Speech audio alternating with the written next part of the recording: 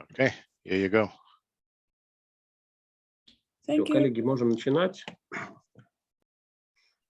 Спасибо всем, кто подключился сегодня. Мы рады вас очень видеть. На всякий случай я продублировал всем письмом ссылочку. Но это моя ссылка, поэтому те, кто подключается, по ней не отображается как Дмитрий Данилов. Пожалуйста, зайдите, поменяйте имя в аккаунте Zoom, чтобы мы все понимали, кто это.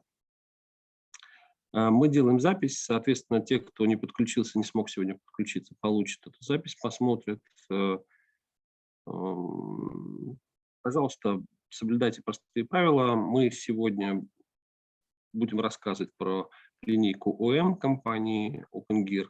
С нами сегодня Дирк Шума, он отвечает за продажи в нашем регионе, и с нами Клаус Геттенкорт, он один из ведущих специалистов, один из лучших специалистов в этой области. Он покажет нам само решение, покажет интерфейс, как все это работает.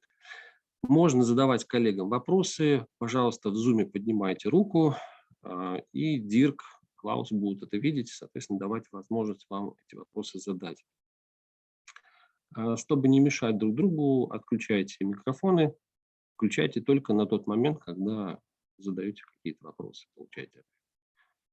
Собственно, все очень просто. Поехали. Все для вас. В конце будет возможность задать все ваши вопросы. Можете записывать их куда-то на бумагу, можете сразу в Zoom, в чате бросать. В чате тоже будем читать, отвечать по ходу. Поэтому можем начинать. Спасибо. Дирк, you can start.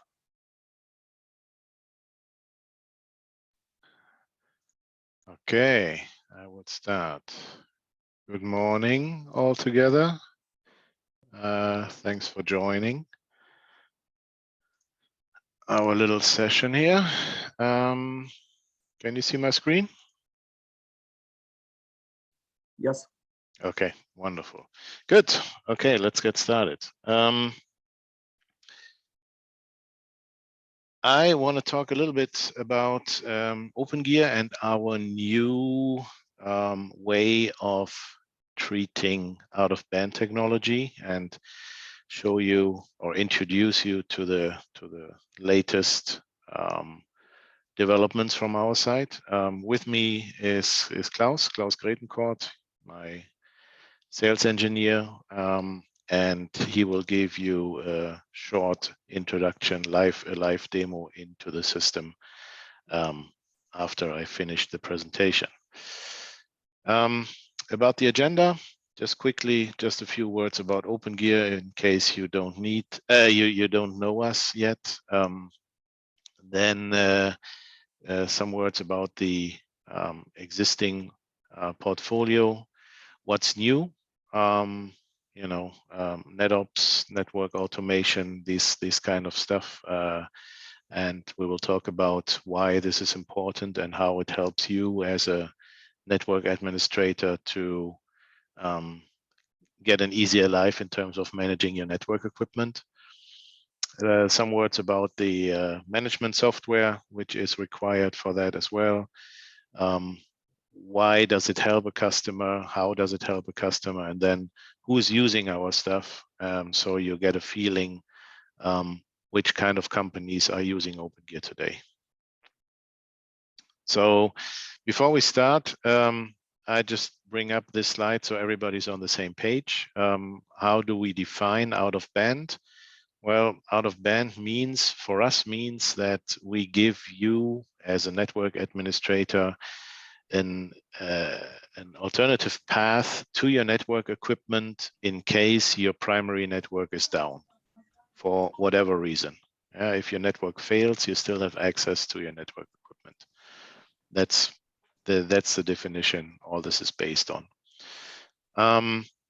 Just a few words about Opengear. So we are an American-based company founded in Australia originally, headquarters on the East Coast of the US. Production is also in the US, so all the products are built in the US, not in Asia, like many other manufacturers do. And we have development offices, a small one in the US in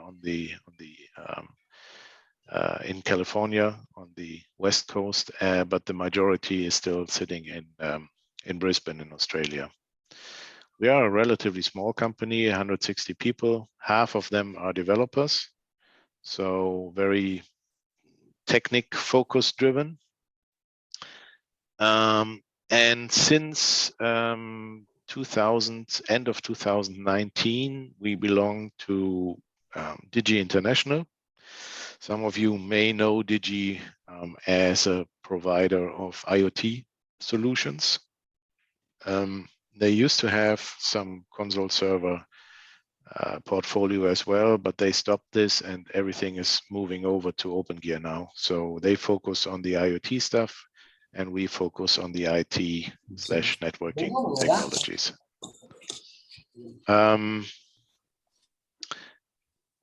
One difference from us and why we consider us as the market leader in the segment is that we focus 100% on out-of-band and remote site technology. We don't do anything else. You know, if you look at our competitors, they are doing tons of other stuff, and out-of-band is just a little tiny portion of their entire business. And that's also why the focus of those guys is very limited. For us, that's different. For us, we don't do anything else. So our 100% focus is on this technology, and that's why it's so sophisticated, and that's why we win a lot of business. We have an annual growth of more than 30% over the last years, and that's why we consider us as the market leader in that segment. What is important is that all our solutions, we were the first ones who came with cellular technology, like 2G, 3G in our console servers more than 10 years ago. So we gained a lot of experience in that. And that also helps to give you an additional access to your network equipment, because if your entire network is down, you can still access the equipment through today a 4G LTE network.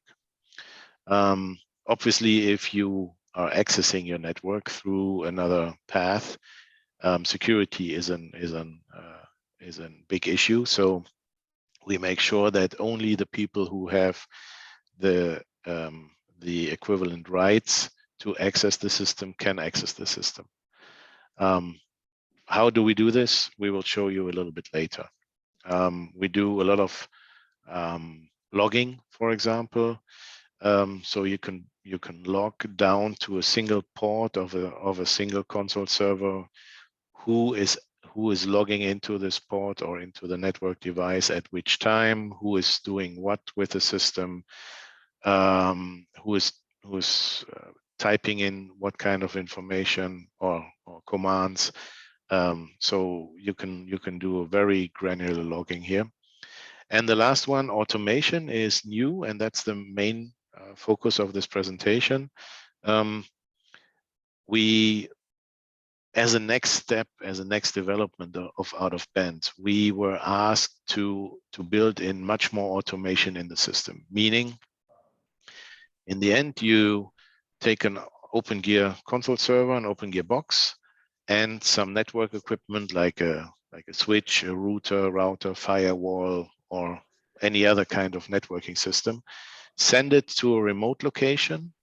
Somebody plugs in the cables, but all the configuration of the devices, the Opengear device as well as the network devices, will be done automatically in the background. So a network administrator does not really have to sit in front of the system and do a manual configuration. It should all be done automated in the background. And that's what we are doing. That's what we developed as the next generation of out-of-band. And I will show you what that means. Just one slide in general, how does out-of-band work? So on the graph here, you see you have a rack with all kinds of network equipment. You have the console server there. The console server is connecting to your network gear either through standard serial connection, through a USB connection, because some vendors from the network equipment, they remove standard RJ45 serial ports and put in USB. So you can connect with a standard USB cable to our console server as long as the cable length allows it. Or you can connect to the network gear via IP if the network equipment does not have any serial connection anymore, like service processors from servers or storage systems or what have you. So these three ways are the ways we are connecting to your network equipment, either serial, USB, or IP. All our devices have 2 network ports as a standard, so you can connect the console server, for example, in your production LAN with one IP address, and in your management LAN, if you have that, with a separate IP address. And as an option, as I mentioned before, you can have a built-in cellular modem. So that gives you a third path into the console server to connect to your console server and then further on to your network equipment. I was talking about security. You can see we have all kinds of support for all kinds of authentication systems, Radius, TechX, LDAP, etc. Guys, can you mute yourself, please, if possible? Thank you very much. Yeah. Dirk, you have rights to. Oh, I can do that? How can I do that? You can do. Well, okay, well, it's okay. We have built, in terms of security, we have built in firewalls in all our systems. Yeah, so a lot of security mechanisms to make this access to your network equipment safe. And in the end, it just gives you a technology to get fast and secure access to your network equipment, rather than sending a technician out to a remote location or to a data center, which takes time and is costly, it takes a lot of money. So, and you can get your network up and running within minutes rather than hours or days with a solution like this. That's the primary idea here, okay? It doesn't matter what kind of issue you have with your network. Out of band helps you in all of these 5 cases you see here on the left side. If you have a standard network failure, it helps you because it gives you an additional path into your network, either through a management LAN or through cellular. If you have a power failure, some device power socket broke or so, you can connect intelligent PDUs to our system and manage these PDUs through the console server. If you misconfigure a device, or if you install a faulty software patch or so, you can recover this with an out-of-band solution. Or if you just want to set up a new co-location, or you have problems at a co-location and you don't have a technician sitting there, then you can manage these issues through an out-of-band solution as well. Right. So in any way, whatever you're facing in terms of problems, you can have some additional access to this through an out-of-band solution. Now, in terms of the hardware, this is our product offering. If you look at the bottom, the 4 devices on the bottom, the ACM family, IM family, and CM family, this is basically what we consider as the standard console servers from our portfolio. right? You can get those in a small form factor, big form factor, so 19-inch or smaller. You can have them with cellular, without cellular, only with serial port connection, or a mix of serial and USB, serial and Ethernet, all kinds of stuff. And they do a really, really good job since many, many years. And if you don't need the automation I was talking about earlier, these are the products still to consider.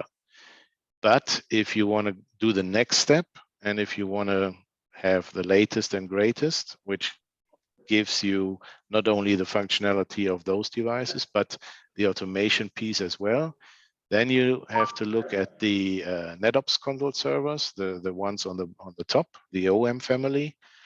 Again, small form factor, large form factor, and I'll explain why they are more sophisticated, what makes them more sophisticated, and why they are the devices to consider for the automation piece. Everything is wrapped up with Lighthouse, our management software, which gives you a centralized view and a centralized access to all your network equipment, to the Opengear devices, as well as your switches, routers, routers, firewalls, etc. The standard portfolio you see here, as I said, on the left side, more 19-inch for data centers. On the right side, the smaller ones for remote locations. All our products come with 4 years of warranty as a standard, which can be extended to a 5th year and a 6th year as well. And all those devices run the same firmware version. That's important, right? We release 4 times a year, once a quarter, we release a new firmware, which is uploaded on our Opengear website, and you can download it there for free, install it on your devices, and you're always on the latest level of features and bug fixes.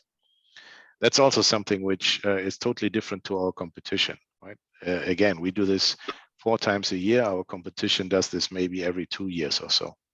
So keep that in mind. With these solutions, you're always up to date in terms of features and security.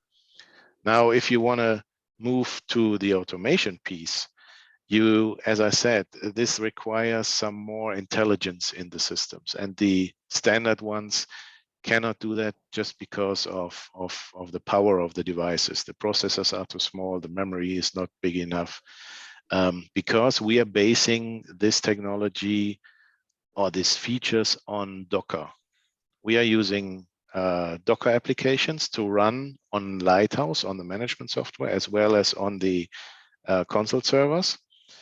And this automation, for example, is put in a Docker container and in a Docker application. So the console servers are not only console servers, but also application servers. And the way it works is that Lighthouse is basically collecting some kind of all the configuration information for a certain network device, which you connect to the console, so to the red console server on the right side. The console server recognizes what kind of device it is, tells Lighthouse, hey, I need configuration for Cisco switch XYZ. Lighthouse is talking to Ansible and Git, gets these configuration files, puts it in a Docker application or in a Docker container, sends the Docker container to the console server and stores it there. So with that, the configuration for the Cisco switch is stored on the console server. And even if the connection between Lighthouse and the console server may fail, the console server can still deploy the configuration file to the Cisco switch because it's stored locally. That's the main idea. And that's not only for one device. You can have multiple devices connected to your console server, and it's capable of storing all the configuration files for these different network equipment which you may have. So you may have, I don't know, Cisco, Juniper, some firewall equipment, Fortinet, or whatever you may have. you can store all this configuration on the console server and then deploy it to a certain time to your network equipment. Also, if the network device fails and you need to replace it, you can just unplug the old one, plug in the new one, and the configuration automatically will be deployed from the Opengear device to the new network equipment without a network administrator needing to type anything or so. So that is one important thing, which makes a big difference from the standard console server application to the Netops automation console server. How do we do this? Well, I mentioned we have a new product line, the OM family, OM 2200 for 19-inch, or with a 19-inch size, so you can build it in a rack, or the 1200 family, which is half of 19-inch size, so smaller, with smaller footprint and smaller port count for locations where you don't need that many serial or Ethernet ports. You can see on the bottom some of the differences from these new devices to the old, not old ones, but to the standard ones. So the new ones come with an x86 CPU. The other ones have just an ARM one. They come with way more memory, and all that has to do with the fact that these new devices need to be able to handle Docker and Python runtime environments, etc. They come with a TPM chip. TPM chip is a chip which encrypts the boot file and the firmware of the Opengear device to make sure that if you pre-configure it and send it out to a remote location, nobody can hack into this device and basically get a backdoor into your network. Yeah, the TPM chip prevents this. I mentioned in terms of getting the configuration file, the configuration for the network equipment automated, we use Ansible and Git in combination with Docker.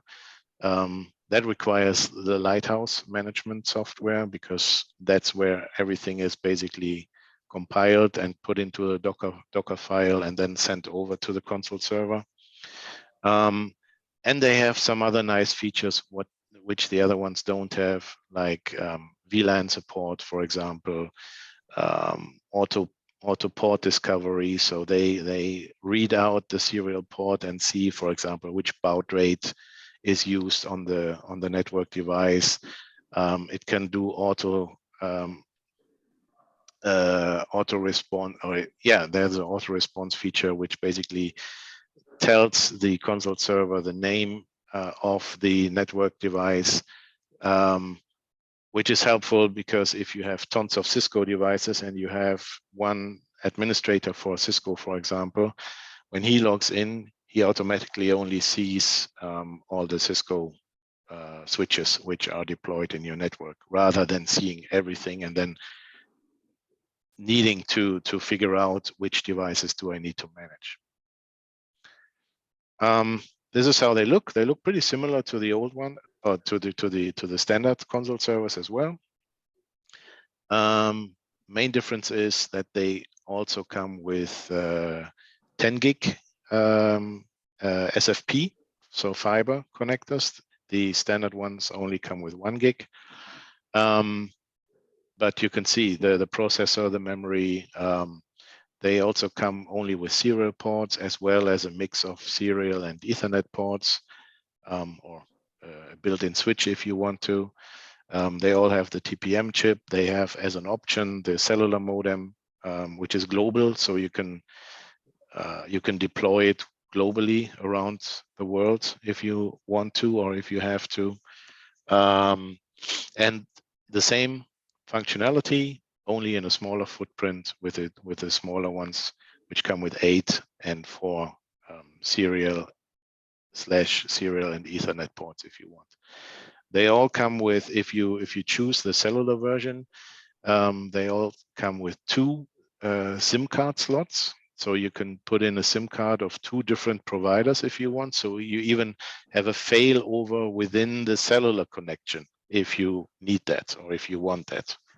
Right. So if one cellular connection is breaking down or is not good enough, the other one can automatically take over. Summary of the additional advanced features of the OM versus the standard ones. You get all the standard out-of-band technology with those devices as well. So they act as a traditional console server, plus all the other new features which I just mentioned. So you get the automation piece, you get the TPM chip, you get better IP access, and we'll explain in a minute how that works, to your IP-based network equipment, etc., etc. Plus, the main feature is the Docker support. I guess you will get a copy of this, so I am not going to go into all this hardware and software features, but if you want to review this, I just put this in so you have a better overview what the new OM family gives you. Now, I spoke a lot about Lighthouse, which is our centralized management software, and I just want to use 2-3 minutes on that, so because that's an important piece of the overall solution. So Lighthouse is basically the central hub for your out-of-band management network. So that's where all the Opengear devices are shown, plus all the network equipment which is connected to your Opengear devices. And it doesn't matter if you connect to Lighthouse through a WAN, LAN, or through a cellular connection.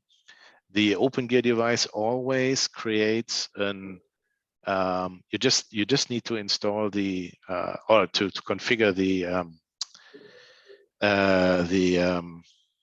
IP address of the console of the Lighthouse server, sorry, in the console server, and if it boots up, it looks for the IP address of the Lighthouse server, and if it finds it, it builds up an open VPN connection from the console server to Lighthouse. Each and every console server does that. So all the communication afterwards between Lighthouse and the console server is done through this secure VPN connection. You can see all console servers in Lighthouse. You can see all switches, routers, firewalls, whatever you have in Lighthouse based on each console server. And then you can do some nice things like grouping or create groups of users, create groups of devices. So you can say if admin A logs in, he can see everything. If admin B logs in, he can only see all the devices which are installed in Moscow. If admin C logs in, he can see all the devices which are installed in Frankfurt. Or if I log in, I can only see all Cisco equipment. If Klaus logs in, he can only see everything that has Juniper in its name, etc., etc. And you can do this very granularly if you want, down to a single port of a single console server. You can also use existing user authentication systems and combine them with Lighthouse, so you don't need to define all the user rights again and again and again, but we can take the existing user rights of an existing network infrastructure and deploy them to Lighthouse as well. And of course, you can do zero-touch provisioning through Lighthouse. So if you, what I said in the beginning, if you have brand new equipment somewhere, you just connect it to your to the console server via the cables, you boot it up, and all the configuration and stuff is done automatically in the background. It gives you the option to have multi-instance support, so you can have multiple Lighthouse. servers at the same time. There's always one primary and up to 10 secondary. Nobody uses 10, but 3 or 4 in some cases, yes. The primary is the one you actually work on. So you add new devices, you remove devices, you add new users, you remove users, you change configurations, etc. The other ones are read-only. Just in case the primary breaks, then one of the secondaries can take over, and once the primary is back on, you can set it back. You see from the graph that every Opengear node, which is an Opengear console server, establishes a VPN connection to all of those Lighthouse servers, and the Lighthouse servers themselves, they sync their status. So that's why even if the primary fails, the secondary can be named as a new primary and can take over. For IP devices, and Klaus can go into more technical details, or we can talk about this later. We have a new feature which is called Automation Gateway that's only working on the OMs. And that allows you from Lighthouse to get direct access to an IP port of a target device through the existing VPN. Right? And it doesn't matter what kind of device it is, but it prevents that anybody else is from the outside is having access to this IP port. Only if you're logged into Lighthouse, then you can have a secure access to that. Lighthouse is subscription based. Well, it runs on a VM, and you see the different VM OSs selections we have there. Plus, you can also run it in the cloud on Microsoft Azure or on an Amazon cloud, and it's subscription based. So you can have a subscription for 1 year, 3 years, or 4 years, and it's licensed on the number of Opengear devices you want to manage with Lighthouse. So we don't care how many network equipment you have. We don't care how many admins you use. The only thing we count is the number of Opengear devices. So in summary, what does that mean? If you look at the traditional out-of-band solutions, they were intended to help you in an emergency case. So if your network fails, if your network switch fails, if some device is breaking down, then this solution gives you an alternative access to your network equipment and helps you to rebuild your network, basically. That's the traditional idea behind it. Now with the new ones, with the automation part added, it gives you much more. It still gives you this functionality to access your network equipment in an emergency case, but it also helps you to, if you want to deploy new equipment, to set up brand new equipment or replace equipment and configure it automatically from day one. And also on a daily basis, if you need to, I don't know, change or update your firmware of your Cisco switches, which you have deployed, you can also run this through Lighthouse and the console server as well, because you can create your configuration files into this Docker container, as I mentioned, on Lighthouse, send it to the console server, store it on the console server, and from there deploy it to your network whenever, or your network equipment whenever you want. Right? So it's much more than just having an emergency access to your equipment. It helps you through your daily work with your network equipment, changing the configuration, changing the setups, deploying new firmware on those devices, etc. So it's a much broader solution now. A question in the chat. You can see we will translate it in English. Well, let me just do the last slides, and then we can go to the questions. Okay. Yep. Okay. So who's using this stuff? That's always the question, right? Yeah, he's talking about all this nice stuff, but actually, who is really using Opengear console servers? These are all existing customers in Europe who are using Opengear today, either the standard console servers or even already the new ones, the OM family. And as a summary, you can say we don't care in which vertical market an end user is working, as long as he or she has a data center or multiple data centers or a central IT and distributed smaller locations, smaller offices around the country or around the world even. That's a potential customer for an out-of-band solution. And you can see here we have all kinds of different verticals: government, media, gaming, general industry, finance, insurance, retail, pharmaceuticals, healthcare, luxury brands, and I'm sure you will recognize some of those names here. We have a lot of universities, for example, who are using this on their campus area. We have some telcos, and on the right-hand side, these are our biggest customers. Everybody, each of them is using more than thousands of Opengear devices in their network. These were the guys who basically pushed us also to the new development of the OM family, because they were the key drivers and said, we need automation. We want this automation. And as we are listening to our customers, we created a new portfolio and a new product line. Okay, that was that. Коллеги, чтобы немножко подвести итоги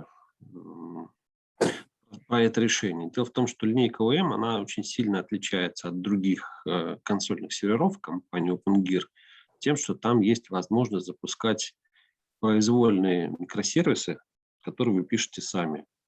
И это открывает прям вот совсем широкие возможности. Это как бы первое такое решение на рынке. Никто больше такого не производит.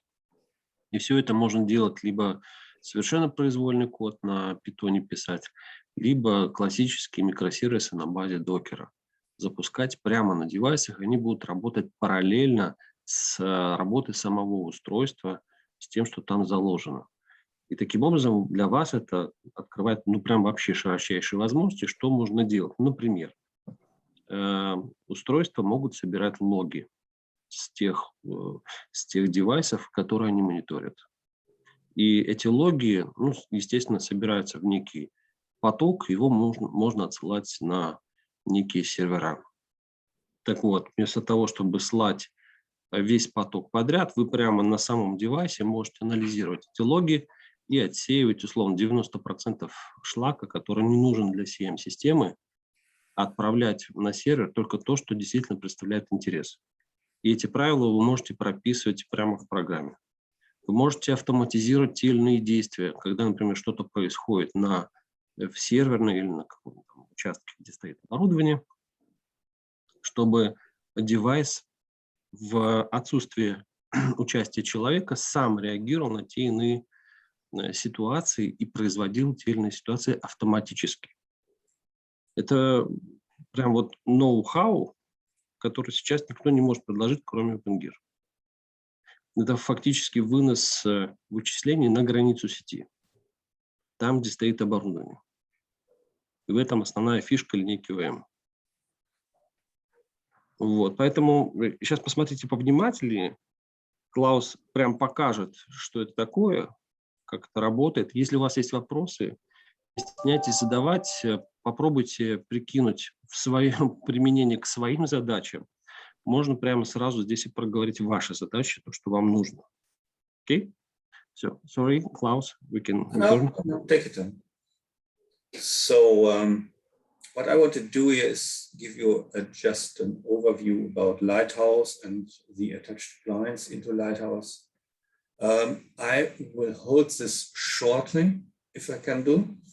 So if you think you saw enough, please stop me in this case. Sometimes if I start, I never found a stop And Can you just do it? Can you just do it full screen, please? No, I can't do this.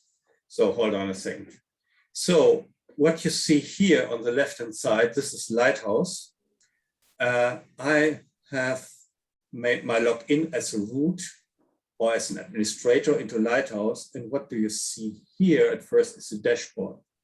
The dashboard, the green part here on top is or shows me the connection. Is the connection good or is the connection bad or failed to the appliance or the enrolled nodes, which you see here on the left-hand side.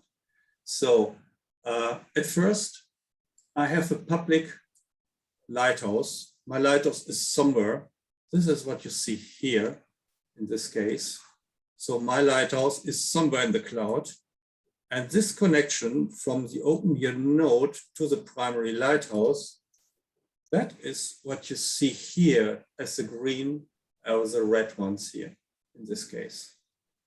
Yeah, this is an important part of Lighthouse because the VPN here in blue is permanently online to the Lighthouse, or the connection is online. So there's nothing what is created. So if you start to work with this, and the VPN must be created. So the strategy is here, the VPN is up into Lighthouse, and that's what you see here. And that is good for you because as an administrator, you see immediately what is going on with your appliances or the appliances available.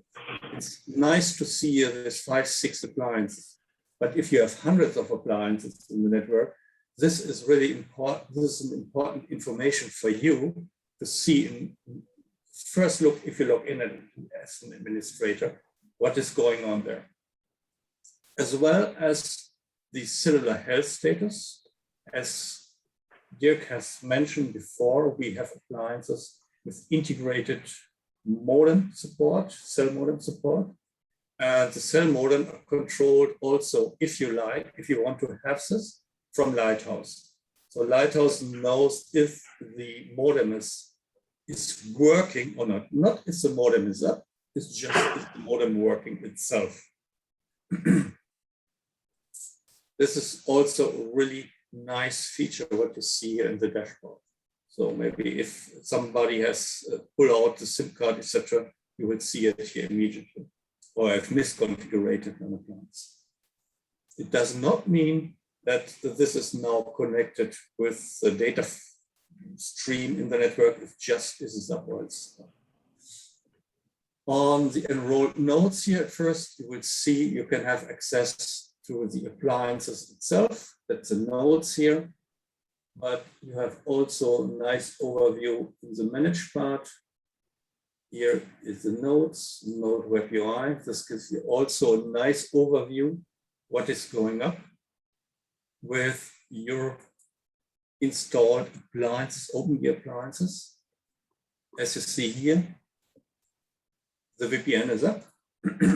I have no cellular interface enabled here. I see my networks here in the system, and also the second network.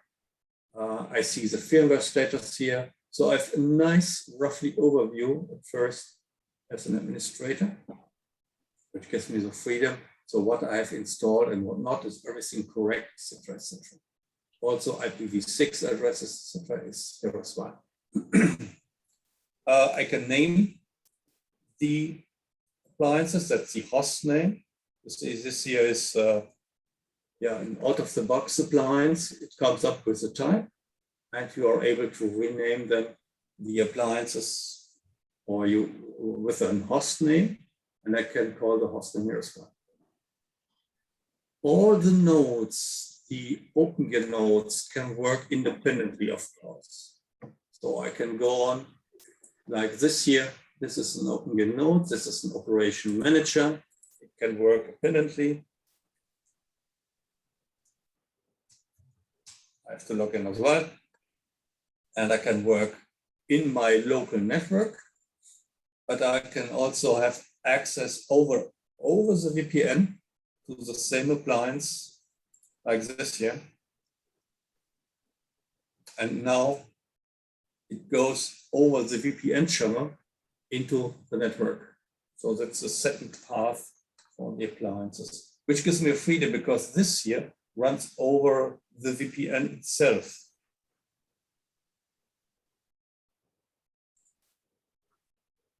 Which makes my connection secure, and the VPN connection is just one port. So typically, if I'm outside, if I'm traveling, I do not have direct access to the appliances, to the nodes which are installed in my local network. But if I use Lighthouse over the external address, which is installed somewhere in the world, then I will have access into my local network over the VPN to the appliances and of course to the attached targets as well. I have a second path here, that's the managed devices, console gateway. Again, this is an administrator view. I can see that I can attach 26 devices here, and I can have then web access if I want to have this. Again, over the VPN, not port 22. And I have access then to my local switch here, network switch in my local lab. This switch is not reachable from externally without Lighthouse itself. Yes? So I can go back here, my managed devices. Back to here. Again, this here is an administrator view.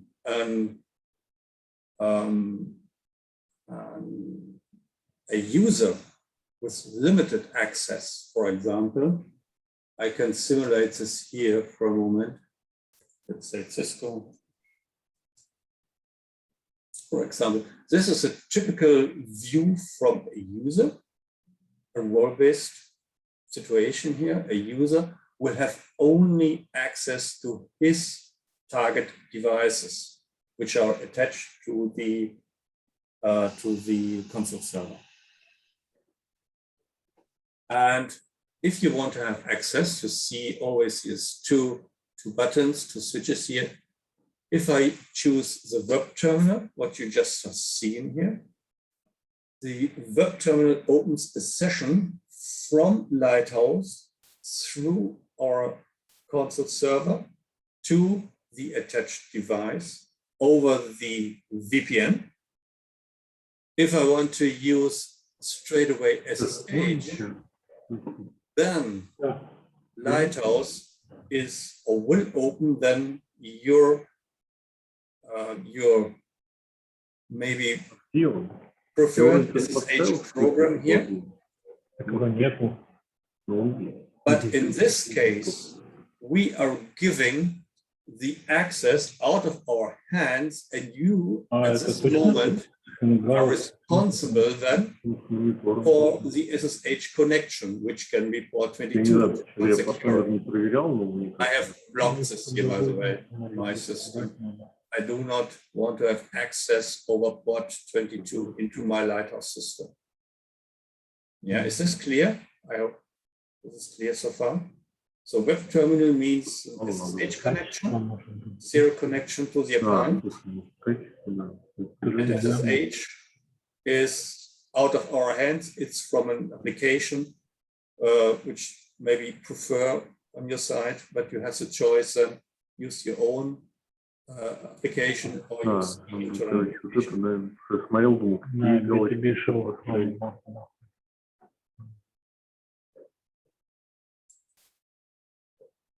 Is this okay? Again, if you see as an administrator all the loads of ports, this is of course very unhandy. As well for an administrator. On one end, you have your quick search, what you just saw. And what you can do here now, you can define filters. See, I have a couple of devices here installed, different types, some operation managers, some classical IAMs or SEMs here in this case, and I can create filters. Filters means I can create filters for the nodes. That's here. Let me see, I have a smart group filter. That's nodes.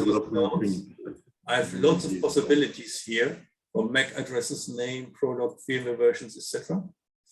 And I have my operators. My operators here.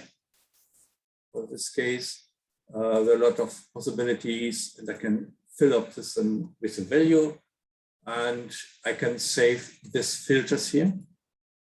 And now I will come up with an OM product just to see this here. Now the list here goes smaller, and I have a second filter for target devices, which are based here. Again, one is Cisco label. If I play this, now it goes smaller. So why do I have this labels here?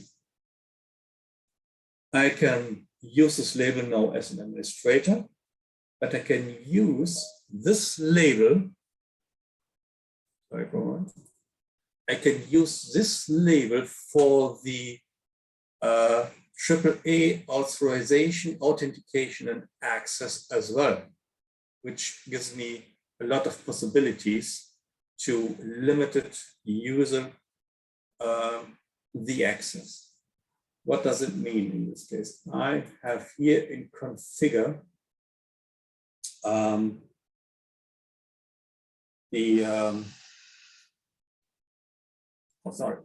in configure the user management, and I can bind these filters in the user management. Also in the external authentication, not only the internal authentication, also the external authentication. I can work with this filter maybe for TechX, for Radius, or for LDAP as well.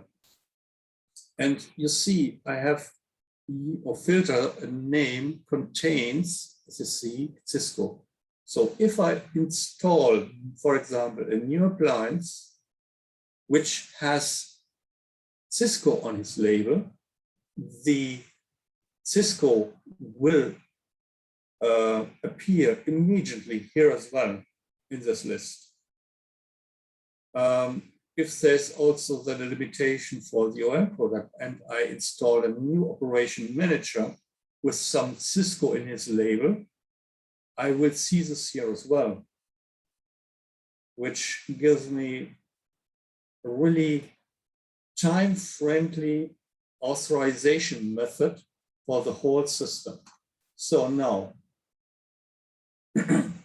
what does it mean for the authentication? First, the whole system here, this is for internal and external authentication. That's very important to know this. But first, I have some roles here in Lighthouse, which gives me then access or not access to some appliances. For example, I have installed Lighthouse Admin. And you see the Lighthouse Admin has maybe access to everything here. Node configuration, the console shell access for the admin is enabled, PM access is enabled. And this is the role, and this role can be edited, or you can create a new role in this case. So just back here for a moment. I've installed a Netops user.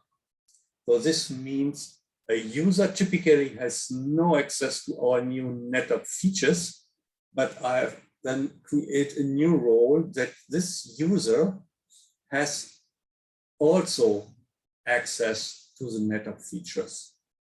So this gives you the freedom to create your own roles for this Lighthouse. The role must be part of the user group. For example, you just saw the Cisco filters. Now I go here to a role called Cisco Admins. I can edit this group to see a little bit more. And you see then what the user has for possibilities. In this case, I have blocked him for all the Netops features. But you see in the groups here, I have given the Cisco label access. So everything what has Cisco in his label, he will see this if he is logging in. And also for all nodes means for all appliances. Doesn't matter which family has a Cisco label in his Cisco label set, Cisco label setup. For this is support name, by the way. Maybe I didn't mention. Klaus? Yes. I have 20 seconds. Okay. That's really nice to know this. And for this, you are able to use these features here from the external authentication as well. So this is the external application. You can install this and you can hand over the roles to this external authentications. There are some features from the external authentication which supports this. So very easily now to do AAA authorization, authentication, authorization, access. And this is our standard. And what is new in this case, for example, we have this automation gateway. So I just want to switch very quickly to this. And what you're seeing here is, this is the connection what I've made. And just a quick thing, I will do then, oops. Okay. Oh yeah, okay. To the operation manager, the connection, and here, the additional IP ports in the operation manager. And what I will do now, I will connect here an HTTP connection. And that's happened here in this case. I have a Raspberry here. I want to just use Raspberry over our automation gateway system. And you see, I have immediately access to the whole system. But just back to Lighthouse. And Lighthouse supports these connections here. For example, I can create an SSH session. I can create an RDP session, VNC session, HTTP and HTTPS session to the whole system. So I can add to the operation manager IP-based possibilities like RDP, VNC, VNC, and Lighthouse is discovering in the operation manager this automatically. This here. So this is the automation gateway feature, which is new and gives you an additional access to the whole system through Lighthouse. This means this runs over the VPN. So one port is only needed for your firewall guys, which makes them lucky. It's just the VPN port to the user. And this can discover automatically. So it's no need for you to do something. In addition, we have also the device provisioning. In the device provisioning, you can attach appliances here as well. So maybe a Cisco device, which is iOS. And if you have this, for example, here, let's take a Cisco iOS, NX iOS, or whatever it means. You can access here, attach here a configuration file. You can also access here an image file if you like. The differentiator is the MAC address from the target device here, in this case. And if you have done this and you have rolled out this to the operation manager and the device come up from factory default and the management port is attached to operation manager, then the operation or the appliance is asking them for an IP access, for an IP address, and the operation manager knows then I have something for the appliance available, like the file or an image file or configuration file or an image file. Then it will be rolled out to the attached network switch as well. And you can do this the whole day. So you can reset it and you can see parallel as every time the operation manager is still a console server as well. You have still the serial access here as well. So you see if the system comes up in a log, what's going on here. Maybe you have done a mistake in the configuration file. It's just the startup fails, and you see on the serial port, why is this failed? Maybe you can roll out another file, a new file to the operation manager, and then you can restart by serial commands the system, and you see then will it start up again. This is really cool, isn't it? So I will stop. Klaus, we're running out of time. Oh. Okay. Yeah, I'm finished. So this was really roughly what's going on there, just to see how easy it is for the configuration, how easy it is to set up the whole system as well, the other new Netops features here in the whole system, and lots of other features, of course. That's what I mean from the beginning. Stop me if I start to talking about this. I never can stop here. Sorry for this. So I'm finished.